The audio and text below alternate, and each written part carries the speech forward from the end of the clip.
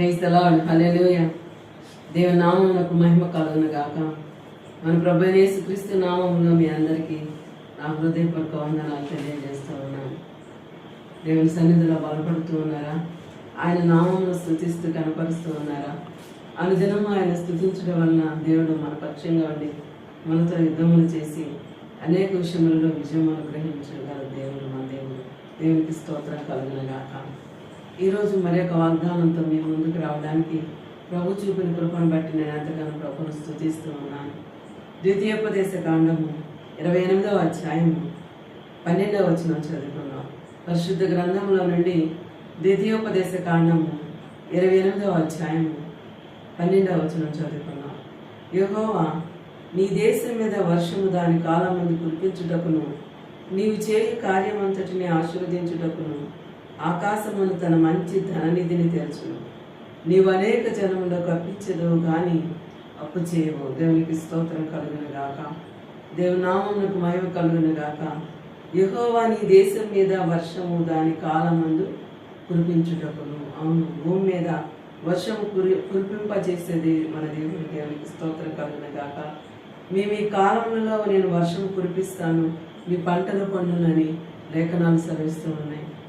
భూమి తన కాలంలో వర్షపు నీటిని తాగి మనకు పైరులను సమృద్ధిగా పండించడానికి సహకరిస్తూ ఉంటుంది. మీ దేశమునకు వర్షం అనగా తొలకరి వానను కడవరి వానను దాని కాలంలో కురిపించేదను. అందువలన నీవు నీ ధాన్యమును నీ ద్రాక్షరసమును నూనెను కూర్చుకొందు అని ద్వితీయోపదేశ కాండం 11వ అధ్యాయంలో రాయబడి ఉన్నది. దేవునికి స్తోత్రం కలుగును గాక. తొలకరి వాన కడవరి వాన కురిపించి మనలను ఆయన సమృద్ధితో నింపే దేవుడు మన దేవుడు. దేవునికి స్తోత్రం కలుగును గాక. యెహోవా నీ దేశం మీద వర్షము దాని కాలమందు కురిపించుటకును నీవు చేయు కార్యమంతటిని ఆశీర్వదించుటకును ఆకాశమును తన మంచి ధననిధిని తెరచును. అవును, ఆకాశపు వాక్యంలను విప్పి పట్టజాలంత విస్తారమైన దీవెన వర్షము ఆయన కుమ్మరిస్తాడు. ఆకాశమను తన మంచి ధననిధిని ఆయన తెరుస్తాడు. దేని కొరకు? మన కార్యముల విషయంలో కానీ భూమి మీద దేశం మీద వర్షము కురిపించే విషయంలో కానీ మన కార్యములు సఫలం పరిచే విషయంలో కానీ మనల్ని ఆశీర్వదించడానికి ఆకాశం అనే మంచి ధననిధిని తెరుస్తాడంట. ఆకాశపు వాక్యంలను విప్పి పట్టజాలంత విశాలమైన దీవెన వర్షము మన మీద కుమ్మరించబడినప్పుడు అన్ని విషయంలో కూడా దేవుడు మన ఆశీర్వదిస్తాడు.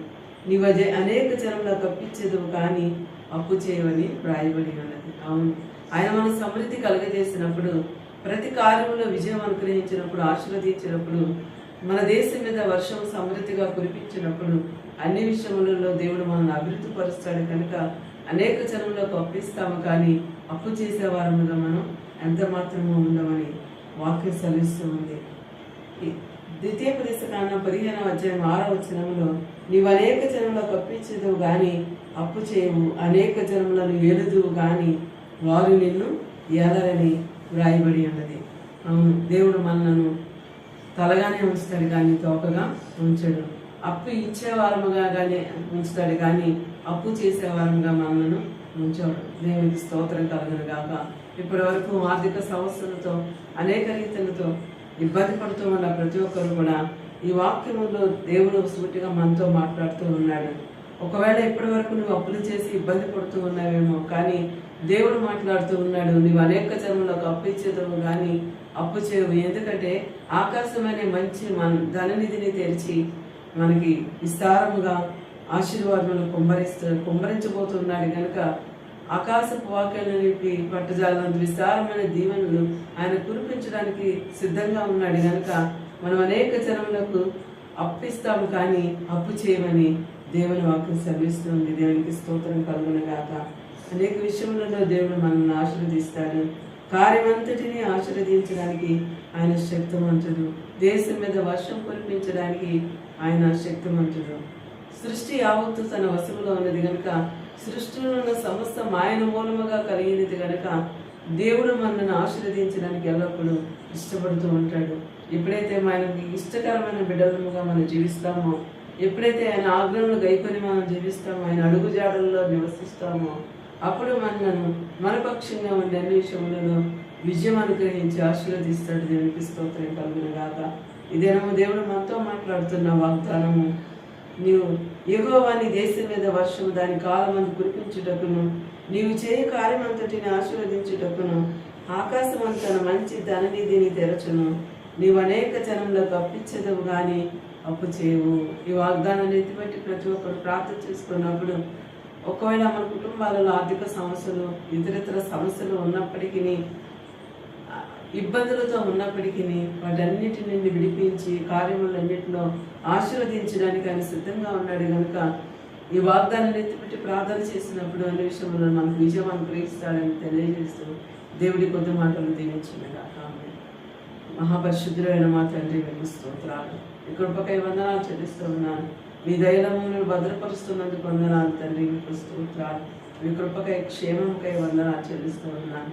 అయ్యే దినాన్ని మీరు ఇచ్చిన వాగ్దానం ప్రకారం అనేక జనంలోకి అప్పించేదో కానీ అప్పు చేయమని ఆశీర్వదిస్తానని ఇచ్చిన వాగ్దానం ప్రకారం మా ప్రతి పరిస్థితుల్లో మీరు తోడయండి. అయ్యా ఈ వాక్యం ఎంతమంది బిడ్డలు వింటున్నారో వారందరికీ మీరు తోడయండి. వారిని ఆశీర్వదించి బలపరిచి అనేక మందికి సహాయం చేయవారుగా వర్ధలింపచేయమని, విస్తరింపచేయమని, ఫలింపచేయమని యేసు పరిశుద్ధమైన నామములో అడిగి వేడుకొని పొందుకొని నామ తండ్రి. ఆమేన్.